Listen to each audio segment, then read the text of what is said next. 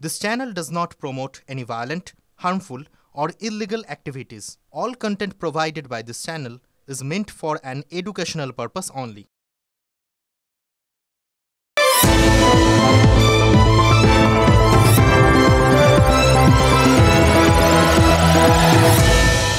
Normally আমরা এইখানেই না বললেই নয়, যখন কথাবার্তার জায়গায় আসি তখন একটা অন্য ধরনের কথাবার্তা হয়, যে কথাবার্তাটা লোকজন শোনেন এই জন্যে যে তারা চান এটা জানতে যে যেটা সামনাসামনি অফিসিয়াল স্টেটমেন্ট তার পেছনে অ্যাকচুয়ালি কি হচ্ছে। আজকে আমার সঙ্গে যিনি রয়েছেন নওশাদ সিদ্দিকী, এই মুহূর্তে আপনি মানে গোটা বাংলায় আপনার ওপর একটা বড় ফোকাস। রাজনীতিতে আপনি ব্যতিক্রমী চরিত্র, কারণ বিরোধীদের মধ্যে বাইনারির বাইরে, মানে বিজেপি আর তৃণমূলের বাইরে একমাত্র আপনিও হচ্ছেন ওখানে বিরোধী একজন বিধায়ক বিধানসভায়। এবার সেইখান থেকে দাঁড়িয়ে লোকসভা, এবং সেখানেও ফোকাস আপনার বিরুদ্ধে, আপনি ডায়মন্ড হারবারে প্রার্থী হচ্ছেন কি হচ্ছেন না, এইটা হচ্ছে আসল প্রশ্ন। দেখুন, আমি প্রথম দিন যখন ঘোষণা করেছি যে জায়গায় ছিলাম, যে এনার্জি নিয়ে বলেছি, আজকেও আমি আপনার স্টুডিওতে বসে ওই এনার্জিতে আছে আমি কন্টেস্ট করতে প্রস্তুত আছি। অনেকে অনেক রকমভাবে বলছেন বাইরের লোক যে শক্ত, হ্যান বিশাল পাওয়ারফুল। তখন গণতন্ত্রে বিশ্বাসী, গণতান্ত্রিক প্রক্রিয়ায় লড়াই করতে পছন্দ করি, আর গণতান্ত্রিক প্রক্রিয়াতেই লড়াই করব। সুতরাং কে কত পাওয়ারফুল তার থেকে বড় কথা হচ্ছে আমার গণতন্ত্র রক্ষার লড়াই। আমি প্রস্তুত আছি। এবার দলের একটা অভ্যন্তরীণ ব্যাপার থাকে। রাজ্য কমিটি হয়তো অন্যদের মতো অত বড় দল না হলেও ছোট একটা দল হলেও তারও একটা গণতন্ত্র আছে, পরিকাঠামো আছে, রাজ্য কমিটি আছে, সেখানে একাধিক মতামত উঠে আসছে। বেশ কিছু মতামত উঠে এসেছিলো, পক্ষে বিপক্ষে, হলে কি লাভ কি লস, এরকম করে সেটাকে রাজ্য কমিটির, ইভেন আমাদের যেদিন ফার্স্ট লিস্ট আউট হয় তার আগের দিনে আমাদের মিটিং ছিল, সেখানেও আমি বললাম, এক প্রকার পিড়াপিড়ি বলে যে আমি কন্টেস্ট করতে চাই। কারণ হচ্ছে কাউকে তো লড়াইটা করতে হবে, তার বিরুদ্ধে অনেকে লড়াই করতে ভয় পায়, অনেকে এড়িয়ে যায়, বা অনেকে সুকৌশলে একটা সম্পর্ক রেখে পিছিয়ে যায়, কিন্তু কাউকে তো একটা লড়াই দিতে হবে। সেই আমি এক প্রকার পিড়াপিড়ি করেছি। আমাকে অবশেষে তারা আমাদের এই কমিটির মধ্যে থেকে আলোচনা করে আমাকে যেটা আমাকে উত্তর দিয়েছে যে ওটা 7th ফেজে ইলেকশন আছে, আমরা আরেকটু ভাবি।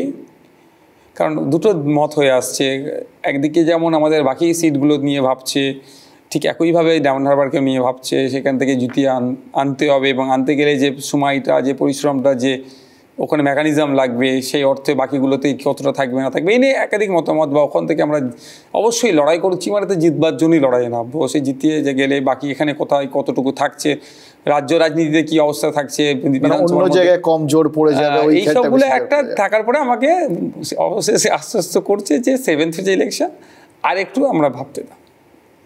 ভাববেন তো ঠিক আছে, কিন্তু যেহেতু ঘোষণা করে দিয়েছেন, এরপর যদি আপনি না দাঁড়ান তাহলে তো এটা দাঁড়াবে যে কোথাও গিয়ে কাউকে সুবিধা করে দেওয়ার জন্য আপনারা সরে গেলে। না, ব্যাপারটা হচ্ছে রাজনীতির ময়দানে এসেছি শুরু থেকেই, যেন আমাদের নামে এই ট্যাগটাই চলে, কাউকে নাকি সুবিধা করার জন্যই রাজনীতির ময়দানে এসেছে। কখনো বলে বিজেপিকে সুবিধা করার জন্য এসেছি, তো কখনো বলবে আবার অন্য কাউকে সুবিধা করার জন্য। কার সুবিধা কার অসুবিধা হলো সেই মাপার জন্য তো রাজনীতির ময়দানে আসেনি। যেভাবে চাকরি চুরি হয়েছে, রাষ্ট্রায়ত্ত সম্পত্তি, বালি, কয়লা যেভাবে চুরি হয়েছে, যেটা গরু পাচার, মানে বিদেশে এরকমভাবে এক্সপোর্ট করা যায় না, বা অবৈধভাবে যেভাবে পাচার করেছে, এটা হয়েছে। বাচ্চাদের মিড ডে মিলের চাল চুরি হয়েছে, রেশন চুরি হয়েছে, গরিবের রেশন চুরি হয়েছে। বিভিন্ন যখন প্রাকৃতিক বিপর্যয় হয়েছে তারপরে যে তাদের জন্য যে রিলিফের জন্য ফান্ড এসেছে সেটা চুরি হয়েছে। যারা চুরি করেছে তাদের বিরুদ্ধে আমাদের লড়াই। সুতরাং কার লাভ হচ্ছে কার লস হচ্ছে সেটা আমরা তো মাপার জন্য রাজনীতির ময়দানে আসেনি। দিনের শেষে পেটে ভাত পড়ছে কি পড়ছে না, ক্ষুধার্তের সংখ্যা বেড়ে যাচ্ছে, আর কার লাভ কার লস হিসাবে তো আমরা দেখতে গেলে হবে না। আজকে সাংবাদিক স্বাধীনতায় বলুন না, 161তম স্থানে দাঁড়াচ্ছে সাংবাদিক স্বাধীনতায়। আমরা কোথায় আজকে মানে আমরা যে গণতন্ত্রে বসবাস করি, পৃথিবীর সর্ববৃহত্তর গণতন্ত্রতে আমরা বিলং করছি, আমরা গর্ব করে বলি। আর 180টা দেশকে সমীক্ষা চালিয়ে 161টিতে আমাদের সাংবাদিক স্বাধীনতায়। তো এর বিরোধিতা করতে হবে। সুতরাং কার লাভ কার লস হচ্ছে সেই মাপার জন্য রাজনীতির ময়দানে আসেনি। কিন্তু যেটা আপনারা করতে এসেছিলেন এবং যেখান থেকে আপনাদের শুরু, যে আপনারা বলেছিলেন যে আপনারা এমন একটা শক্তি, শুধু সংখ্যালঘু নয়, তার সঙ্গে সঙ্গে যারা মানে পিছিয়ে পড়া যারা আছেন তাদের সবাইকে নিয়ে, প্রান্তিক সবাইকে নিয়ে। এই যে গোটা মানে শাহজাহান শেখের কাণ্ড কারখানা, সন্দেশখালির যাবতীয় কিছু, আইএসএফকে কোথাও দেখা গেল না। বিজেপি গেছে, সিপিআইএম শুরুতে গেছে, আইএসএফকে কোথাও দেখা যায়নি। আপনারা দেখিয়েছেন, হয়তো আপনি বড় দায়িত্বে আছেন বলে আমাদের পার্টির ছোট ছেলেকে হয়তো নজরে আসেনি। আপনারাও দেখিয়েছেন খবর। সর্বপ্রথম আমাদের টিমকে প্রথম আমরা পাঠিয়েছিলাম, রাজ্য কমিটির একটা প্রতিনিধি দল সন্দেশখালি যেতে চেয়েছিল, তাদেরকে মাঝপথে আটকে দেওয়া হয়েছে। তারপরে পরই আমরা এসপি ডেপুটেশন দিয়েছি, সেখানে আমাদের হাজারের উপরে লোককে আমাদের ওখানে ওই এলাকার লোকজনকে একত্রিতকরণ করে জমা দিয়েছি, এসপি ডেপুটেশন দিয়েছি, এবং লোকাল থানায় উত্তর 24 পরগনায় বেশ কিছু থানায় আমাদের ডেপুটেশন দিয়েছি। পরিশেষে আমি যখন যেতে চেয়েছিলাম তখন আপনারাও দেখেছেন 151 দিয়ে দেখে সিআরপিসি আমাকে দেখে প্রিভেন্টিভ অ্যারেস্ট আমাকে করিয়েছে। আমরা আমাদের যতটা ক্ষমতা আছে সেই মতো আমরা লড়াই করেছি। শুধুমাত্র সন্দেশখালি নয়, আপনারা দেখেছিলেন, আপনারা হয়তো দেখিয়েছেন চোপড়াতে চা বাগানে যেভাবে তৃণমূলী দুষ্কৃতীদের দ্বারা আদিবাসী সমাজের মানুষ আক্রান্ত হয়ে গিয়েছিল, তাদের পাশে গিয়ে দাঁড়িয়েছিলাম। তাদের বাড়িঘর জ্বালিয়ে দিয়েছিল, রান্না করবে চাল ডাল হাঁড়ি যা ছিল সব নিয়ে পালিয়ে গিয়েছিল, বাচ্চাদের বই খাতাও ছাড়েনি। তাদের পাশে গিয়ে দাঁড়িয়েছি আমরা। আনিস থেকে শুরু করে যেখানে যা অন্যায় হয়েছে আমরা আমাদের সাধ্যমতো তাদের পাশে গিয়ে দাঁড়িয়েছি। এখানে শাহজাহান শেখ বলে নামটা আসছে বলে এড়িয়ে যাওয়ার কোনো প্রশ্ন নেই। আমি তো দেওয়ান থেকে বলে আসছি, সমস্ত যে অন্যায় হয়েছে, জমি চুরি থেকে শুরু করে মা বোনদের সন্দেশখালী যে অত্যাচার হয়েছে, তার মাস্টার মাইন্ড হচ্ছে শাহজাহান শেখ। ওর নেতৃত্বে এবার শিবু উত্তমরা হচ্ছে ওনার সাঙ্গপাঙ্গ, এদের দ্বারাই হয়তো সংগঠিত হয়েছে, কিন্তু মাস্টার মাইন্ড হচ্ছে শাহজাহান শেখ। কোনো মতেই না তাকে বাইরে রাখা হয়। শুধু শাহজাহান শেখ নয়, এই ধরনের এখন যারা আছে, যারা 2021-এর পোস্ট পোল ভায়োলেন্সে যাদের নটোরিয়াস ক্রিমিনাল লিস্টে নাম আছে, যেমন শওকত মোল্লা থেকে শুরু করে আরও আছে, এদেরও বাইরে রাখা যাবে না। এ তো বারবার আমরা বলে আসছি।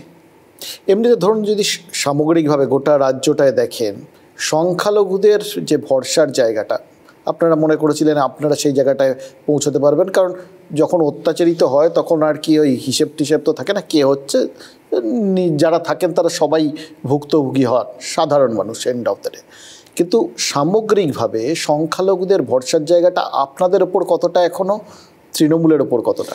শুধুমাত্র সংখ্যালঘুরা আমাদের ভরসা করুক এটা আমরা চাই না, অন ক্যামেরায় বলছি। আমরা চাই অত্যাচারিত, নিপীড়িত, বঞ্চিত মানুষ আমাদেরকে ভরসা করুক, আর যে ভরসা করবে সেটার সাথে আমরা প্রতারণা করব না। কারণ হচ্ছে, আমি যদি দেখি আজকে চোখ কান খুলে যদি সঠিকভাবে দেখতে চাই, শুধুমাত্র আমাদের রাজ্যের যদি কথা বলি, সংখ্যালঘুরা কিন্তু বঞ্চিত নয়, সংখ্যাগুরুরা একইভাবে বঞ্চিত।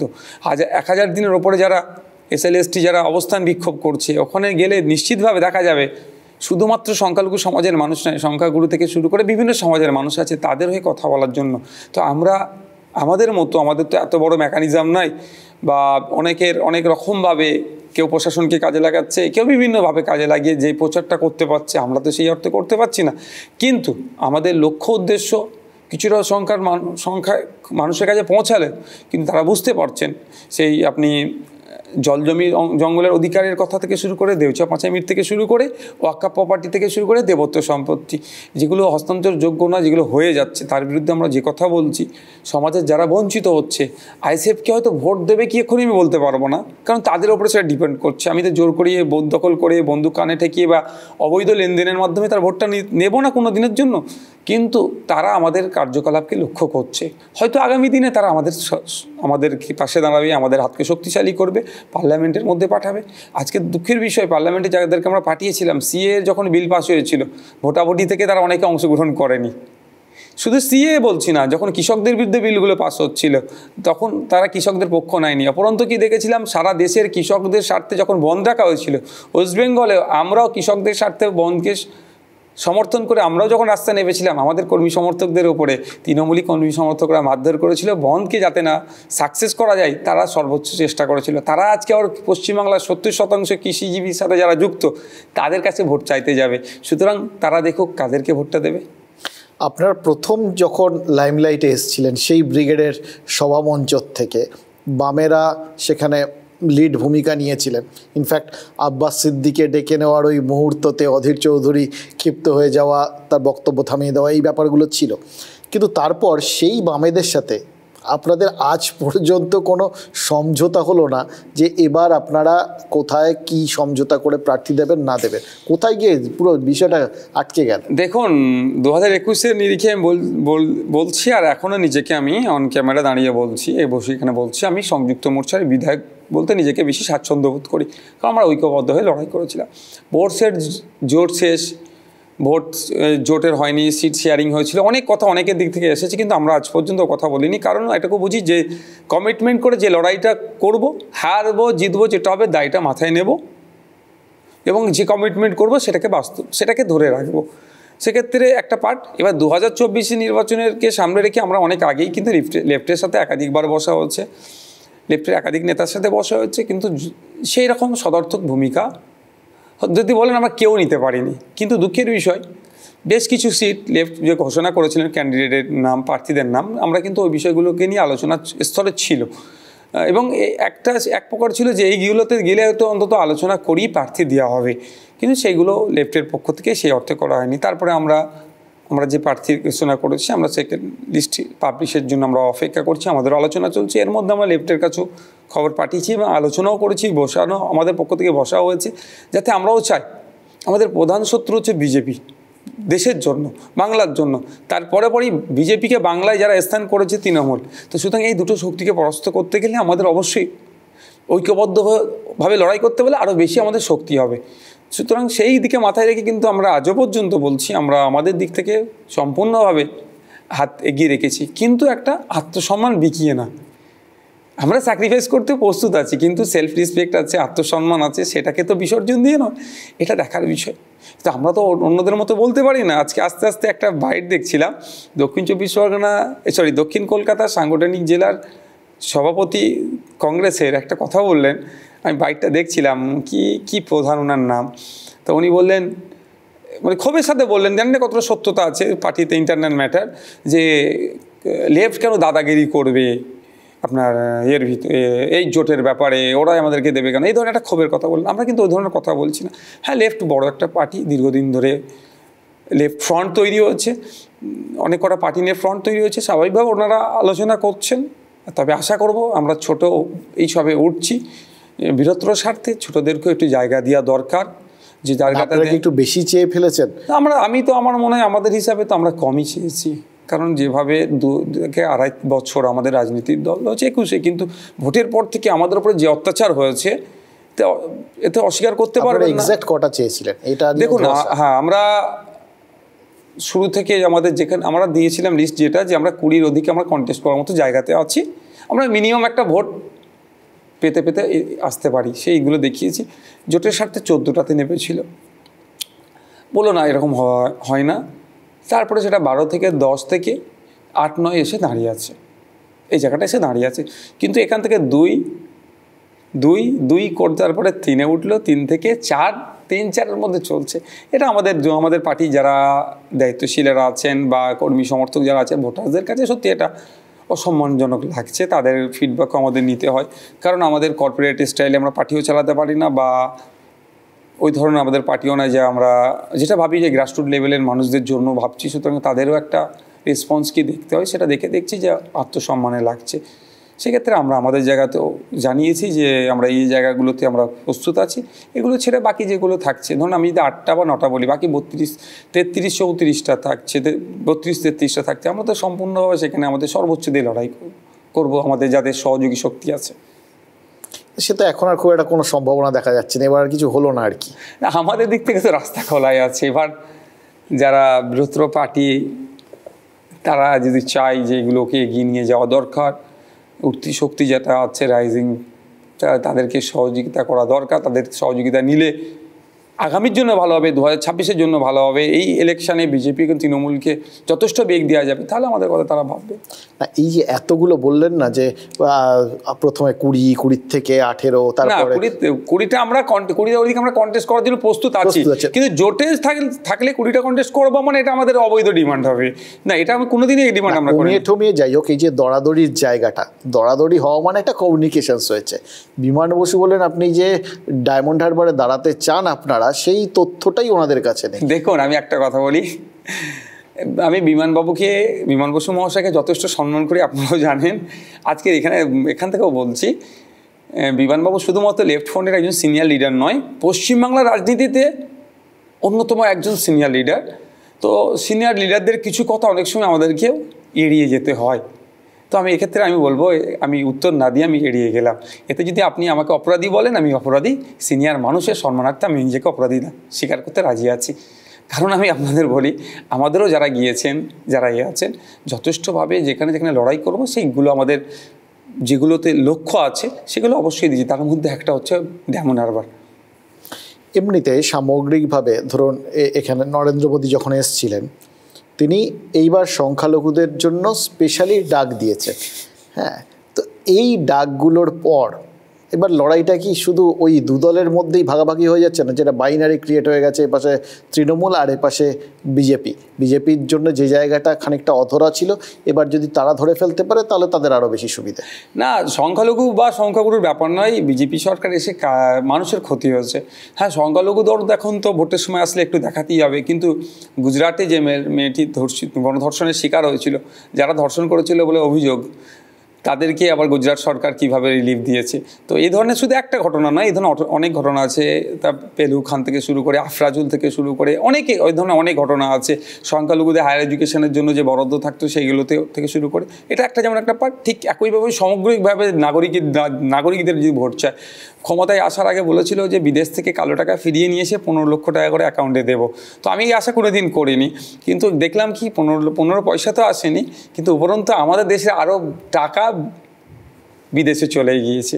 যারা বর্ডার থেকে পার করে, যারা ফ্লাইটে যাচ্ছেন বা যেভাবে যাচ্ছেন বর্ডারে যাচ্ছেন, সেখানে সিআইএসএফ থাকছেন সেন্ট্রালের, বা বিএসএফ থাকছেন, বা এসএসবি থাকছেন, বা আরও যে সমস্ত ফোর্স আছে তারা সেখানে সেন্ট্রাল গভর্নমেন্টের আন্ডারে আছে, তারা কীভাবে পালিয়ে যেতে সক্ষম হলো? মমতা বন্দ্যোপাধ্যায় সুরে কথা বলছে। না, মমতা, আমি এদের কোনো বিরোধিতা করছি না, কিন্তু কোশ্চেন উঠছে। এটা মমতা বন্দ্যোপাধ্যায় যদি বলে সূর্য পূর্ব দিকে উঠে পশ্চিমে অস্ত যায়, আমি কি বলবো পশ্চিমে উঠে পূর্বে অস্ত যায় বিরোধিতা করে? যেটা তো হচ্ছে, যেটা তো ফ্যাক্ট, সেটা বলতে হবে। মমতা বন্দ্যোপাধ্যায়ের বলার জায়গা নেই, কারণ তিনি বলছেন স্বচ্ছতার প্রতীক, কিন্তু দুর্নীতির প্রতীক হয়ে গিয়েছেন। ওনার বলার কোনো নাই। তিনি যেভাবে পুলিশকে ব্যবহার করছেন, বা তার সিআইডিকে দিয়ে, বা তার যে সমস্ত মেকানিজম আছে ব্যবহার করছেন বিরোধী কণ্ঠকে রোধ করার জন্য, ওনার বলার কোনো প্রশ্নই থাকছে না। এই যে ধরুন সিএকে কেন্দ্র করে যে প্রচারটা চলছে, বা তৃণমূল যেটা বলছে যে এটা সংখ্যালঘুদের অধিকার কেড়ে নেওয়ার জন্য হচ্ছে, এরকম একটা প্রচার চালানোর চেষ্টা হচ্ছে, আপনার কি বক্তব্য? আমি সিএর বিরুদ্ধে মামলা আছে আমার হাইকোর্টে, মেনশন আমাদের করেছে উকিল, আমার যিনি হাইকোর্টের অ্যাডভোকেট আছেন, করেছেন, সুপ্রিম কোর্টে মামলা আছে। সিএটা হচ্ছে ভোট ধরা কল। অন ক্যামেরা বলছি, কে আমাকে কীভাবে নেবে আমার দেখার দিয়ে নাই। সিএটা হচ্ছে ভোট ধরার কল। সিএটাকে দেখিয়ে বিজেপি তার ভোট ব্যাঙ্কে সুরক্ষিত করার চেষ্টা করছে, আর সিএর ভয় দেখিয়ে তৃণমূল কংগ্রেস একদম কোট আনকোট বলছি সংখ্যালঘু ভোটকে নিজের কাছে ফিরিয়ে আনার চেষ্টা হচ্ছে। এটা দুটো দলের মধ্যে বাইনারি করার চেষ্টা করছি। আমি তবে অনুরোধ করব, নাগরিকত্ব পাওয়ার জন্য যে টোপ দেখাচ্ছে, সেই টোপে কিন্তু কেউ বেনাগরিক না হয়ে যায়, সেটাও কিন্তু ভাবার দরকার আছে। সিএর বিরোধিতার অনেক কটা কারণ আছে, তবে আমি প্রথম একটা কারণ হচ্ছে সিএ হচ্ছে বিভাজনের রাজনীতি হচ্ছে। এই বিভাজনের রাজনীতি আমাদের বন্ধ করতে হবে, এই জন্য আমরা বিরোধিতা করছি। আর মমতা ব্যানার্জি যখন অপেক্ষায় করছিল, তার দল অপেক্ষা করছিল কবে সিএ ঘোষণা করবে, খোঁজ নিয়ে দেখলে দেখা যাবে মমতা ব্যানার্জি তৃণমূল কংগ্রেসের মনে এখন লাড্ডু ফুটছে। সিএর ভয় দেখাতে হবে। আমাদের ফুটবল শিল্পের কথা বলছি, আমাদের ফুটবল শিল্পে একটা তৃণমূল এমনি দেয়াল লেখার জায়গা খুব একটা বেশি পায়নি, পুলিশকে দাঁড় করিয়ে দেয়াল লিখতে হচ্ছে, এমন একটা পরিস্থিতি গিয়েছে। আমাদের ফুটবল অঞ্চলের কথা বলছি।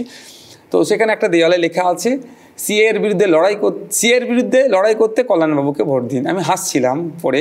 তো 2019-এ তো কল্যাণবাবু পার্লামেন্টে ছিল, তখন কি লড়াই করেছে সিএর বিরুদ্ধে? তার দলের তো 8 জন ভোট দেয়নি। যারা 8 জন ভোট দেয়নি তাদের 2 জনকে আবার নতুন করে নমিনেশন করার সুযোগ দিচ্ছে, খলিলুর রহমান সাহেব, সাজদা আহমেদকে। তাহলে মমতা ব্যানার্জি অ্যাকচুয়ালি সিএর পক্ষে না বিপক্ষে তারাই ক্লিয়ার করুক। এইবার নির্বাচনে সংখ্যালঘুর ভোট পাওয়ার জন্য তৃণমূলের কাছে কোনো আর অস্ত্র নাই, শুধুমাত্র বিজেপি। এই বিজেপিকে দেখিয়ে সংখ্যালঘুর ভোটটা নিয়ে আসার আর কোনো অপশান নাই যে এটা জন্য সংখ্যালঘু আমাকে ভোট দাও। এবার সেইখানে আপনারা যেখানে এখানে দাঁড়াবেন, ওদের ওই ভোট ব্যাংক তো ভাগাভাগি হবে। দেখুন, ভোট ব্যাংকে মমতা ব্যানার্জি তার পূর্বপুরুষের থেকে পেয়ে আসছে নাকি যে মমতা ব্যানার্জি নিজস্ব ভোট? ওটা কেন ভোট ব্যাংক হবে? কেন আইএসএফকে ভোট দেবে মানুষ? তৃণমূল যে প্রমিসগুলো করেছিল, বিজেপি যে অন্যায়গুলো করছে, তার বিরুদ্ধে ধর্মপ্রাণ মানুষেরা, পশ্চিমবাংলার নাগরিকরা ভোট দেবে আমাদেরকে, যেহেতু আমি পশ্চিমবাংলায় কন্টেস্ট করছি। এটা তৃণমূল ভাবছে কীভাবে? বা আপনিও যদি ভাবেন যে ভোট ব্যাংক এটা কারণটা আমি আপনাকে বলছি, ধরুন বামপন্থীদের সঙ্গেও যখন কথা বলা যায়, ওদের বিরুদ্ধে একটা বড় অভিযোগ ছিল যে বাম ভোট সব রামে গেছে, যার ফলে ওদের ভোট মার্জিনটা বিজেপির এত বেড়ে গেছে, বামেদের এত কমে গেছে। তারা তার ব্যাখ্যা দেন হচ্ছে যে একদম প্রত্যন্ত জায়গায়, সেখানে মানুষের কাছে বেঁচে থাকাটা সব থেকে বড় দরকার, তার বেসিক জায়গাটা, নিরাপত্তার জায়গাটা, বেসিক সাপোর্টের জায়গাটা, সেটা এই মুহূর্তে বামেদের হাতে দেওয়ার ক্ষমতা ছিল না, সেই জন্য তারা রামের আশ্রয়ে গেছে, মানে বিজেপির আশ্রয়ে গেছেন। এটা বামেরা স্বীকার করে নিয়েছে, বামেরা তো বলে এটা, এখন তো স্বীকার করে, এটা তাদের এটা তো খাতায় কলমে ভোট গেছে। দেখুন ব্যাপারটা হচ্ছে, আমি একটা মনে করি, এটা আমার মতামত, হ্যাঁ 34 বছরে মানুষ ভোট দিয়েছিলেন, 34 বছর পরে মানুষ অন্য দলকে ভোট দিয়েছে। তা বলে এ নয় যে ওই 34 বছরের ভোট দিয়েছিল বলে এখনও পর্যন্ত সেইটা তাদেরই ভোট ছিল, কেউ যদি ভাবে। বা তার আগে কংগ্রেসকে দীর্ঘকাল ভোট দিয়েছিল, প্রায় 20-25 বছর, তারপরে যে এদেরকে দিয়েছে। যদি কংগ্রেস মনে করে 34 বছরের ভোটটাও কংগ্রেস থেকে কেটে এসে আছে, এখন ওটা কংগ্রেসের ভোট, এটাও ভাবা ভুল হবে। ঠিক একইভাবে এখন যে সরকার চলছে, তারা যদি মনে করে এই ভোটটা আমি 10 বছর পেয়েছি, তৃতীয়বারের ক্ষমতায় আসার জন্য সহযোগিতা করেছি, এই ভোটটা এখন আমাদেরই, এই ভাবাটা ভুল হচ্ছে। বাইনারি থাকলে তো নরমালি সংখ্যালঘুরা যার কাছে সাপোর্ট পেতে পারবে, ওই বাইনারি তো তৈরি হচ্ছে, ওটা তো বিজেপি তৃণমূল মিলে নিজেরা ভাগাভাগি করে নেওয়ার চেষ্টা করছে, কে কটা সিট নেবে না নেবে, সেই জন্য বাইনারি ক্রিয়েট করছে। তবে 2021-এ যেভাবে বাইনারি ক্রিয়েট করেছিল, যতটা ফল ভোগ করেছে বিজেপি তৃণমূল অর্থাৎ বিজেমূল, তবে 2024-এ সে বাইনারি আর টিকবে না। কারণ মানুষকে বুঝে নিয়েছে তাদের প্রতিনিধিকে পার্লামেন্টে পাঠাতে হবে, একটা হলেও পাঠাতে হবে, অন্তত মানুষের কথা বলবে। যখন কৃষকদের বিরুদ্ধে বিল পাস হয়ে যাচ্ছে, এরা তখন সেটাকে এক প্রকার ওয়াকআউট করে সহযোগিতা করছে, এটা হতে দেওয়া যাবে না। সুতরাং জনগণের জনপ্রতিনিধি পার্লামেন্টে পাঠাবার জন্য মানুষ প্রস্তুত আছে। আপনার মধ্যে অনেকে ওয়াইসিকে দেখছেন এখানে, জানেন তো, এইখানে বাংলার ওয়াইসি হচ্ছেন আপনি, মিম হচ্ছে আপনাদের আইএসএফ। আমার মধ্যে ওয়াইসিকে দেখতে পারে, আমার মধ্যে বাল ঠাকরেজিকে দেখতে পারে, আমার মধ্যে যে যার মতো দেখবে, আমার মধ্যে আমি আছি। আমার মধ্যে অতটুকুই আজ পাওনা, আর বেশি কিছু নয়। মানুষ তার বেসিক ডিমান্ডটা ফুলফিল করা হোক, এতটাই আমার লড়াই। যে আমাকে মিনিস্টার হতে হবে, আমাকে দিল্লি যেতে হবে, আমাকে বিধানসভার মধ্যে যেতে হবে, এটা আমার ডিমান্ড না। আমার ডিমান্ডটা হচ্ছে মানুষের বেসিক যে রাইটসগুলো আছে সেগুলো ফুলফিল করা হোক। আজকে কোথায় হচ্ছে? আপনার এখানে আসার আগে কোনো এক শিক্ষিত মানুষের সাথে বসেছিলাম, স্কলারের সাথে, যে তিনি তার অধ্যাপনার কাজের সাথে তিনি যুক্ত। এক প্রসঙ্গ উঠতে উঠতে কথা হচ্ছিল এই আমের বিষয় নিয়ে। আমাদের বেশ কটা জেলায় কিন্তু আমের জন্য ফেমাস, কিন্তু আমরা বিশ্বর বাজারে আমরা আমকে এক্সপোর্ট করতে পারছি না, এটাও আমাদের ব্যর্থতা। ফিলিপিন্স একটা ছোট্ট দেশ, খোঁজ নিয়ে দেখা যাবে আম এক্সপোর্টে ভারত মানে পৃথিবীর সেরা টপ 3-এর মধ্যে তারা আছে। কিন্তু আমাদের এত বড় রাজ্যে এত কটা জেলাতে এত আম চাষ হচ্ছে, আমরা বিদেশে এক্সপোর্ট করতে পারছি না। বিদেশে এক্সপোর্ট করলে তখন ডলার আমাদের দেশে আসবে, আমাদের রাজ্যে আসবে, আমাদের আম চাষিরা উপকৃত হবে। যে এই বিষয়গুলোর কথা বলছি, তো আমাদের চিন্তাভাবনা হচ্ছে এইগুলো ডেভেলপ করা, যাতে প্রান্তিক মানুষের হাতে কিছু পয়সা হাতে পৌঁছায়। 5,000-1200 টাকা দিয়ে তাদের স্বাবলম্বী করা যায় না। আপনারা সামগ্রিকভাবে চিন্তা করবেন কি, তৃণমূলের বক্তব্য আপনাদের দু ভাইয়ের মধ্যেই এখন গণ্ডগোল লেগে গেছে, তারা আপনাদের নিয়ে খুব চিন্তিত। যে আগে আব্বাস সিদ্দিকীকে দেখা যেত, এখন আর তাকে দেখাই যায় না, তিনি আর প্রকাশ্যেই আসেন না, পুরোটা নওশাদ সিদ্দিকী নিয়ে চলে গেছে। দেখুন ব্যাপারটা হচ্ছে, আমাদের ওই রকম ঘটনা ঘটেনি, না ঘটনা ঘটলেই ভালো, যে কারো কপাল ফেটে গিয়েছে এতে গিয়ে পড়ে হোক, আর কেউ বলছে নাকি পিছন দিকে কেউ ধাক্কা মেরে দিয়েছে, শুনছি। আমি যদিও দীর্ঘায়ু কামনা করি, সুস্থতা কামনা করেছিলাম, আপনারা দেখেছেন, আপনারা হয়তো অনেকে দেখিয়েছেন, তো এই ধরনের ঘটনা ঘটেনি, আমাদের ঘটবেও না। আমাদের তো আব্বাস সিদ্দিকী ভাইজান আমাদের সবসময় চাই লিডার তৈরি হোক এবং গ্রাসরুট লেভেল থেকে উঠে আসুক। তিনি এই দলের প্রতিষ্ঠাতা, দলের প্রাণপুরুষ। 2021 সালে 21শে জানুয়ারি কলকাতা প্রেস ক্লাবে দলের শুভ সূচনা হয়েছিল, তারপরে দলের দায়িত্ব আমাদের হাতে তুলে দিয়েছে। তিনি নিশ্চিতভাবে দেখছেন, অবজার্ভে আছে আমরা কতটা কী করতে পারছি। তিনি দেখছেন যখন সুন্দর গতিতে দল এগিয়ে যাচ্ছে, যে তিনি যে লক্ষ্যটা রেখেছেন সেই লক্ষ্যর দিকে এগিয়ে যাচ্ছে, তাহলে তাকে আর নতুন করে এখানে শ্রম দেওয়ার দরকার নেই। আর আমরা যদি ব্যর্থ হই, আমরা যদি ফেল হই, অবশ্যই তাকে আবার দেখতে পাবেন। এবার ধরুন এই সমস্ত বোঝাপড়া সমঝোতা কিচ্ছু হলো না, এবার আপনারা গিয়ে দাঁড়িয়ে কাকে আক্রমণ করবেন? না ভোটে তো আপনারা নিশ্চয়ই দাঁড় করাবেন প্রার্থী, সেখানে গিয়ে বামদের বা কংগ্রেসকে আক্রমণ করতে পারবেন, না তৃণমূলকে করবেন, না কাকে করবেন? দারুণ কোশ্চেন করেছেন আপনি কি একদম 100% শিওর যে বোঝাপড়া হবে না বামেদের সাথে বা কংগ্রেসের সাথে আমাদের? আমরা তো এখনও প্রস্তুত আছি, আমরা তো এখনো পর্যন্ত আমরা নিজেদের মনে করছি যে বাম বুঝতে পারবেন তার সহযোগী শক্তি হিসাবে বা উদীয়মান শক্তি হিসাবে আইএসএফকে জায়গা দেওয়া দরকার। সেই জন্য বাম আমাদের যে ডিমান্ড আছে সেগুলোকে পূরণ করবেন। লিগাল ডিমান্ড আছে, অবৈধ কিছু নয়। আমি বৈধতার সাথে যত অল্পই কিছু ডিমান্ড আছে। কংগ্রেসও বুঝতে পারবে যে আজকে বিজেপিকে কেন্দ্রের থেকে পরাস্ত করতে গেলে বাম কংগ্রেসেরই বোঝাপড়া হচ্ছে না তো, তারাও বুঝতে পারবে। অবশ্যই আমাদেরকে তারা এই জোট ছেড়ে তারা বেরিয়ে যাবে না, জোটের মধ্যে থাকবে আমি আশা করছি। কতদিন অবধি করবেন এটা হচ্ছে লোকের প্রশ্ন। এটা তো সেটা একটা দারুণ কোশ্চেন। একটা নির্দিষ্ট সময় তো থাকবে, যেমন নির্দিষ্ট সময়ের পর আমরা প্রার্থী ঘোষণা করতে বাধ্য হলাম। তো এই যে একা আপনারা বিরোধিতার একটা জায়গায় চলে গেছেন এবং একা আপনি বিধায়ক, না চাইলে আপনার বিরুদ্ধেও বেশ কিছু অভিযোগ উঠেছে। আপনারা অন্যদের বিরুদ্ধে আর অভিযোগ কী করে করবেন? আপনার বিরুদ্ধে যে অভিযোগটা যেটা উঠেছে সেগুলোকে কিভাবে দেখছেন? দেখুন, আমার বিরুদ্ধে একাধিক অভিযোগ দিয়েছে, মার্ডার থেকে শুরু করে অনেক কিছুই দিয়েছে, যেগুলো আমি একদম মামলা দিয়েছে। তো আমি রাজনীতির ময়দানে যখন এসেছিলাম, যখন প্রথম অ্যাফিডেভিটে সই করতে হয়, তখন আর কেস হিস্ট্রিতে আমার নীল লেখা ছিল। আমি তখন যখন সই করছিলাম, প্রতিটা পেজে মনে হচ্ছে সই করতে হয়েছিল। আমি তখন বলেছিলাম, এই যে দিচ্ছে, এই রাজনীতির ময়দানে আসছি, এবার এগুলো ভরবে। একটা মানসিক প্রস্তুতি নিয়ে আছি, এগুলো হবে, আরও আগামী দিনে দিতে পারে। যেখানে আমি ছিলাম না সেখানে আমার নাম দিয়েছে, যে কাজের সাথে আমি যুক্ত নয় সেখানে আমার নামে দিয়েছে, রাজনৈতিক উদ্দেশ্য পরিণতির জন্য দিয়েছে। দিক, বাংলার মানুষ দেখতে পাচ্ছে, বাংলার মানুষ আইনে যেমন বিচার আছে, আইনের লড়ে নিচ্ছে, ঠিকভাবে বাংলার মানুষের হয়তো বিচার ছেড়ে দিচ্ছে। যেভাবে আমি বাংলার মানুষের স্বার্থের লড়াই করছি, সেই জন্য আমাকে আমার কণ্ঠকে রোধ করার জন্য যেভাবে আমার বিরুদ্ধে রাজনৈতিক ষড়যন্ত্র হচ্ছে, এর জবাব বাংলার মানুষ দেবে ভোটের মাধ্যমে। যা আপনাদের নিজেদের মধ্যে কথাবার্তা হচ্ছে, প্লাস মাইনাস করে বিভিন্ন মত যা উঠছে বললেন, ধরে নিচ্ছি যে দেখা গেল যে নওশাদ সিদ্দিকীকে আমরা ডায়মন্ড হারবারে দেখলাম না, অন্য কোথাও কি দেখতে পাবো? দেখুন, দারুণ কোশ্চেন করেছেন। আমার লক্ষ্য, যেখানে আমি বলেছি, মনস্থির করেছি, আমি সেখানেই লড়াই করব। সেখানে না হলে ওর অল্টারনেটিভ কোনো জায়গায় দিলে আমি লড়াই থেকে নিজেকে অব্যাহতি নেব, এটা আমি বলতে পারি। এবার দল আমাকে যদি চাপাচাপি করে, দলের নির্দেশ দেয় অমুক জায়গায় দাঁড়াতে হবে, সেটা আলাদা ব্যাপার। কিন্তু সেক্ষেত্রে আমি বলবো, আপনাকে বলি, কিন্তু আমি আশা করছি এখনও পর্যন্ত আমি ডায়মন্ড হারবারেই লড়াই করছি। কারণ যাদের নেতৃত্বে এই বাংলায় দুর্নীতি সংগঠিত হয়েছে, তাদের একজন কিন্তু ডায়মন্ড হারবারে আছে। এটা হয়তো আইন বিচার ব্যবস্থার মাধ্যমে এখনও সম্পূর্ণ হয়নি, কিন্তু আমরা দেখছি কালীঘাটের কাকু থেকে শুরু করে লিপস অ্যান্ড বাউন্স থেকে শুরু করে বিভিন্নভাবে বিভিন্ন পর্যায়ে দেখছি। সুতরাং অন্য জায়গার যেটা বলছেন, আমি ব্যক্তিগত যদি আমাকে জিজ্ঞাসা করেন, দলের এখনও কিন্তু এই বিষয়ে মতামত আমি জানি না, তবে আমার ব্যক্তিগত যদি মতামত বলেন, আমি লড়লে ডায়মন্ড হারবার থেকে লড়ছি। আপনাদের মানে মূল বিরোধিতার জায়গাটা বিজেপি বললেন, যে প্রথম শত্রু হচ্ছে বিজেপি।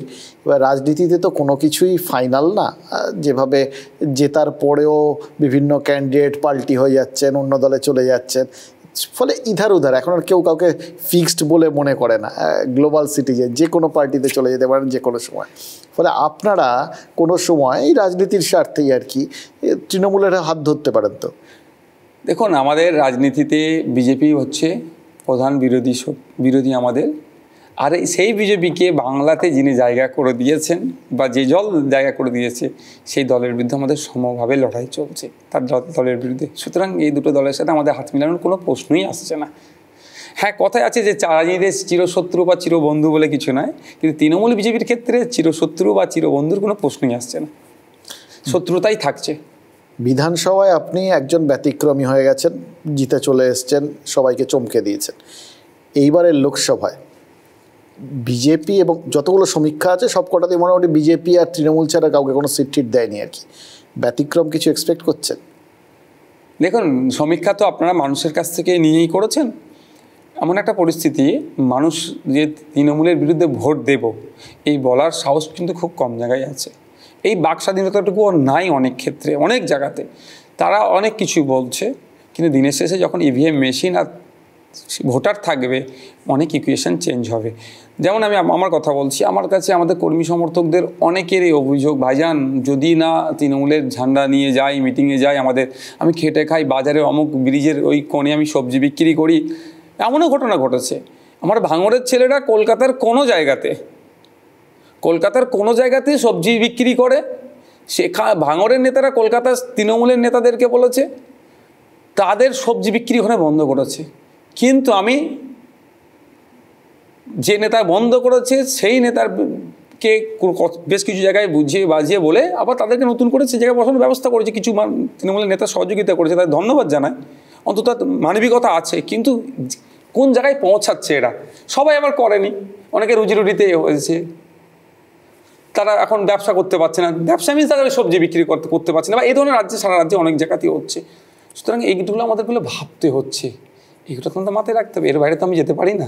এমনিতে এই যে আপনাদের এই বোঝাপড়া নিয়ে বামেদের সাথে এত টালবাহানা, এবং তারপরে মোটামুটি সোশ্যাল মিডিয়ায় তো আপনাদের সম্পর্কে বিভিন্ন কিছু বলছে, আক্রমণও চলছে, আপনারা সাম্প্রদায়িক দল, আপনারা কোথাও গিয়ে বিজেপির সাথে হাত মিলিয়েছেন কেউ বলছে, মানে কারণ সত্যি কথা আপনারা দাঁড়ালে তো কোথাও গিয়ে যেটা বলছিলাম তৃণমূলের ভোট মানে ওই সংখ্যালঘু ভোট ভাগ হয়ে গিয়ে সেখানে বিজেপি সুবিধে পেয়ে যাবে, এগুলো বলা টলা হচ্ছে।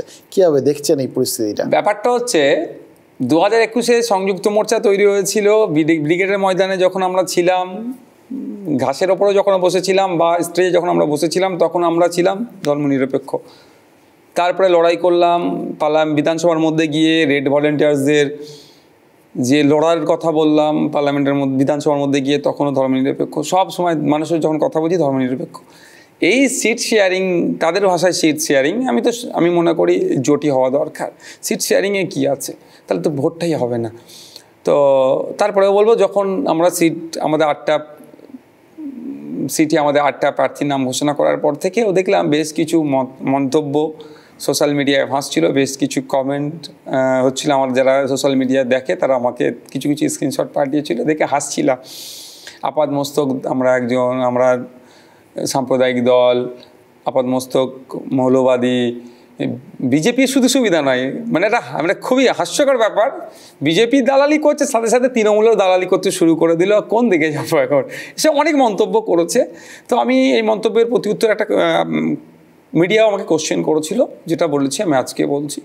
প্রথম আমি আমার কর্মী সমর্থকদের উদ্দেশ্যে বলবো, ভালোবাসার মানুষদের উদ্দেশ্যে বলবো, যদি দেখেছি কমেন্টে রিকমেন্ট করতে গিয়েছে, এবার তারাও দুটো হয়তো গরম কথা বলেছে, আমি অনুরোধ করব আমার কর্মী সমর্থক ভালোবাসার মানুষ যারা আমি TV9-এর মাধ্যমে, যে আপনারা অবাঞ্ছিত মন্তব্য করা থেকে বিরত থাকবেন।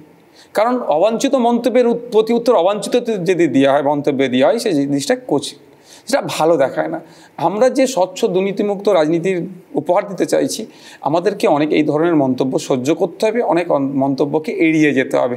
সুতরাং যে যা বলছে দিনের শেষে কথা হবে, রাজনীতির ময়দানে রাজনৈতিকভাবে আমরা তাদের সাথে মোকাবেলা করে নেব, যেই আমাদের সামনে প্রতিপক্ষ থাকুক না কেন, রাজনৈতিকভাবে করে নেব। ওই অবাঞ্ছিত মন্তব্য যারা করছে, ওই অবাঞ্ছিত মন্তব্যকে আমি পাত্তা দিই না। আমার লক্ষ্য হচ্ছে মানুষের কাছে পৌঁছানো। মানুষ যদি আমাকে দোয়া আশীর্বাদ দেয়, তথা ভোট যদি আমাকে দেয়, আমি এগিয়ে যাব পার্লামেন্টের মধ্যে গিয়ে, আমি আইএসএফ গিয়ে মানুষের কথা তুলতে পারবে। ঠিক যেভাবে পশ্চিমবাংলার বিধানসভাতে একদিকে বিজেপি, একদিকে তৃণমূল, আবার একদিকে বিজেমূল, যারা ঘটনাচক্রে মুকুটমণি অধিকারী অফিসিয়ালি আপনি বিজেপির MLA আর অফিসিয়ালি আবার তৃণমূলের MP ক্যান্ডিডেট, তাদের মধ্যে তো আমি পড়ছি না। যে 4জন বিজেপি থেকে TMC-তে গিয়েছেন, আবার একজন ফিরে এসেছেন। এই যে বাইনারি বা এই যে আর বাইরে, আমি কিন্তু ওখানে বিধানসভায় একজন, আমি যেটা সংযুক্ত মোর্চার আমি একজন প্রতিনিধি হিসেবে ওর মধ্যে আছি। যেভাবে পারফরমেন্স করে যাচ্ছি মানুষের সাথে, যতটুকু করতে পারছি, যতটুকু আমার জ্ঞান আছে, যেগুলো আমার জ্ঞান নেই সেই বিষয়ে আমি বিতর্কে জড়াই না। যেটা জ্ঞান নাই, জ্ঞান অর্জন করার পর আমি সেখানে বলে, ঠিক একইভাবে আমাদের যদি পার্লামেন্টে আমাদের আইএসএফকে ভোটে জিতে পাঠায়, আমাদের যে ক্যান্ডিডেটগুলো আছে, সেই জঙ্গলমহলের অধ্যাপক বাপি সরণ থেকে শুরু করে বসিরহাটের মাদ্রাসার হেডমাস্টার শহীদুল্লাহ সাহেব থেকে শুরু করে আরও যারা আছেন, তাপস বাবু থেকে শুরু করেন, ব্যানার্জি থেকে শুরু আরও যারা আছেন, তাদেরকে যদি পার্লামেন্টের মধ্যে পাঠায়, আমি দায়িত্ব নিয়ে বলতে পারি, এরা গিয়ে টিকটক ভিডিও করবে না, জনগণের কথা বলবে, তার নির্বাচনী ক্ষেত্রে মানুষের চাওয়া পাওয়ার কথা বলবেন, এবং জনবিরোধী কোনো নীতি আনলে তার যেমন বিরোধিতা করবে, সাথে সাথে জনগণের স্বার্থে, দেশের স্বার্থে, দেশের ডেভেলপের স্বার্থে আমাদের যে আইডিয়াগুলো আছে সেগুলো আইনসভার মধ্যে, লোকসভার মধ্যে শেয়ার করবে। এবারের ভোটে কে বেশি আসন পাবে, তৃণমূল না বিজেপি? ওটা যে তৃণমূল বিজেপি মিলে বলতে পারবে কে কটা কাকে আসন, কটা ছাড়ছে, কটা নেবে, কটা ছাড়বে, কারো অ্যারেস্ট আটকানোর জন্য, কারো জায়গা করে দেওয়ার জন্য, তারা বলতে পারবে। আপনাকে অনেক ধন্যবাদ আমাদের এই সময় দেওয়ার জন্য। নমস্কার।